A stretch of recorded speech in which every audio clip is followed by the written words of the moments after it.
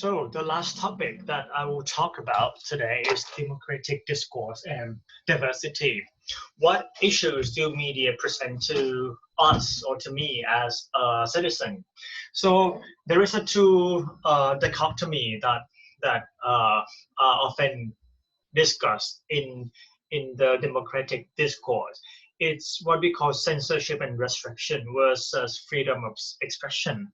I mean, it's pretty common that if we see something that is negative or inaccurate or something that we feel inappropriate, probably we would call for the country or society or community to put on censorship or restriction to those kind of information or messages. Let's take movies for example. Just when there are violent scenes or scenes that are related to sexual affair and stuff like that, we would normally call for censorship or restriction.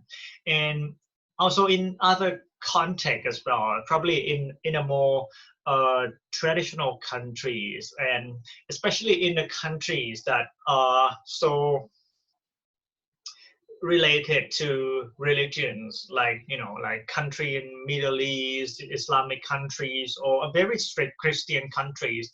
Probably there are certain things that you can say about their gods. There are certain things you cannot say about their religions and stuff like that. So certainly there is a lot of censorship and restriction going on in the media world.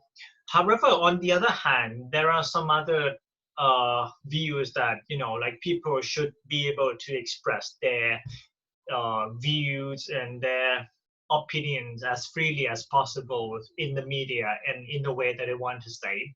And I took this example, and I'm sorry, it's in the US. So the US promotes freedom of expression. And this is the first amendment this is taken from the Constitution of the US, that Congress shall make no law respecting an establishment of religion or prohibiting the free exercise thereof, or abridging the freedom of speech or the press, or the right of the people peaceably to assemble and to petition the government for a redress of grievances. So in other words, it actually allows people to have freedom of speech, to be able to say and to verbalize what they want to say. And this actually contributes to what we call the public sphere. So it's the amorphous community. So amorphous means shapeless, right? So it's the free communities where discourse is exchanged to advance democratic public participation in the contribution and circulation of ideas.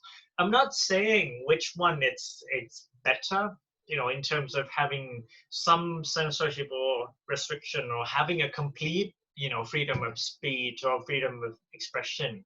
It actually depends on the context, on the cultures, and I think people need some norms to actually govern on what they can say and what they cannot say. If you look at the example of some limits to the freedom of speech in the States, I think one obvious example would be, if you're yelling fire, like fire in the crowded theater, that it's not permitted, because that would scare people off and it would create some hustle in the place. There is a prohibition of child pornography. There's a prohibition on provocative speech, such as the nasty as they want to be by the rap group to Light Crew and Hustler. And probably you can check out the song, and there is a prohibition on the Hustler, and which is an adult pornography magazine as well. So I mean, even in the free reads, probably states of expression like the US, there are still certain restrictions that are deemed appropriate. And in my view, I think America it's a place that actually allow people to speak as freely as they can, but there are still restriction on what they can, what they cannot say. And I think the standard that they use is the standard of appropriateness of being a human being. Now I have some questions for you to think about. So there are 4 questions here, and so the first question is, what might these US produce expression communicate to other cultures about, for example, the prevalence of guns, youth culture, socio-economic class, or our education support system? And do the notion of freedom of expression hold up in the modern world of global media? Okay, what might be lost or gained if we begin to put limits on speech? And what implication of intercultural understanding kept in mind? Right. So I want you to look at these 2 questions and come up with the answers, and I want you to post it in the comments of this link.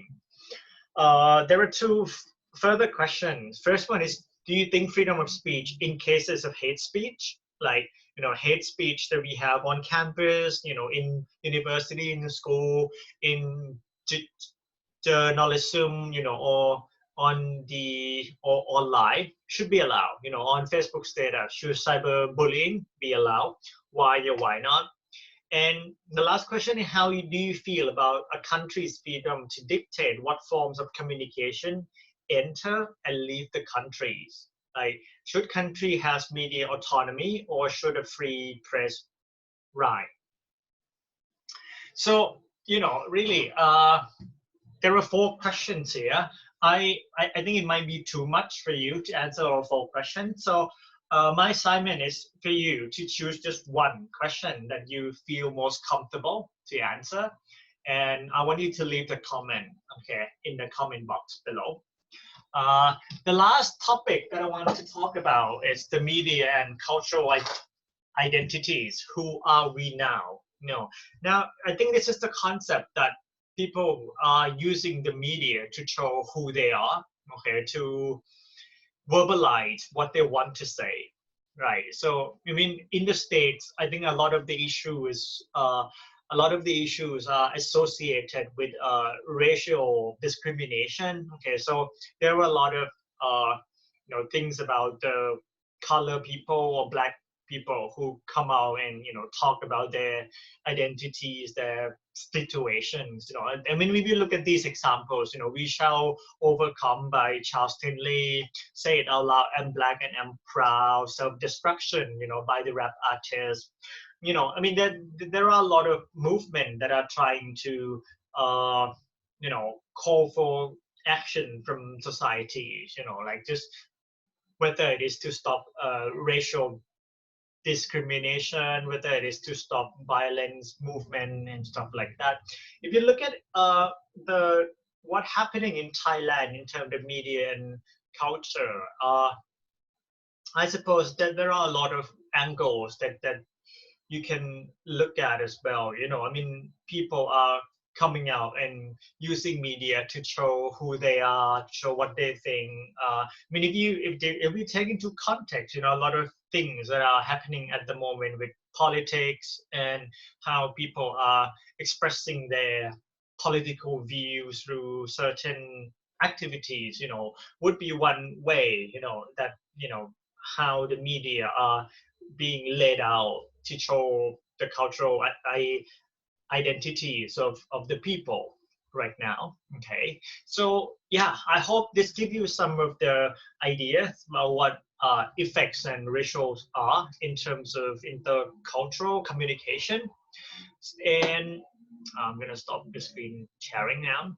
Right, so yeah, this is the end of the lecture in this week, and I think the assignment is it's pretty simple. So there are 4 questions that I talked about in the last clip, and you can pick one question and write your answer in the comment box. Okay, so yeah, I hope you enjoyed the lecture, and I really wish I could meet you guys in person, but because of the situation with COVID-19, it's probably very unlikely that we will have a face-to-face session again this semester, but I'm trying to probably arrange a live class where we can all join the class at the same time, and we can probably have more discussions about the issues, and probably something that you want to talk about later.